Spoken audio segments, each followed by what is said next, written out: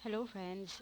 So today ang ikukwento ko naman sa inyo is kung paano ko ba nahanap yung niche ko or kung bakit ko ba napili na maging Amazon VA. So dati nung wala pa akong experience, ang ginawa ko, nagpunta ako kay Online Jobs PH. So ayan, tapos inalam ko kung ano yung mga usually na mga hinahanap ng mga client.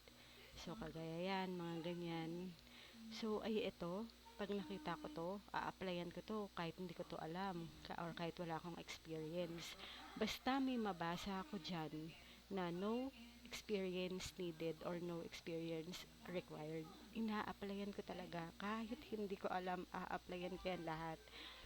Tapos, nung time ko kasi, kaya napili ko si Amazon kasi napansin ko na palagi ko nakikita si Amazon dito kay OLJ. Pero ngayon wala pa akong nakikita. So, hanap tayo ulit. Palagi kong napapansin si Amazon. Tapos, ang lalaki ng offer. So, katulad ito, Amazon Assistant. Ayan. Ito, product research. Applyan ko yan. Mga ganyan, Amazon. So, napansin ko, parang in demand si Amazon. Kagaya nito, Amazon VA, 100,000 yung offer, 40 hours per week.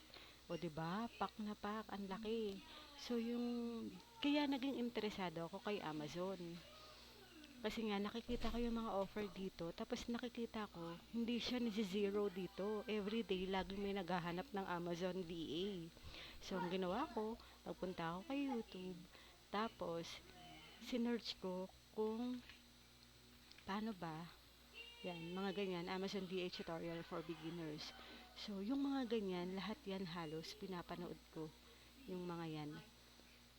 Papanoorin ko, tapos hanggang sa kakapanood ko, sumali ako sa mga Facebook communities about Amazon, mga ganyan. LinkedIn, gumawa ako ng account, Upwork, gumawa ako ng account. Tapos kakapanood ko, hanggang sa tanong-tanong na din ako, comment-comment, tapos nakahanap ako ng mentor ko. Hay nako guys, yun din yung kailangan nyong mahanap. Kailangan makahanap kayo ng mentor nyo na mag-guide sa inyo kung paano ba talaga yung work. Kasi ang hirap talaga magsimula kapag wala ka talagang alam. Or, kasi may mga tools na kailangan mong pag-aralan para ka maging BA. Hindi ka pwedeng basta-basta sasabak sa isang trabaho talaga na hindi mo talaga siya pag-aaralan.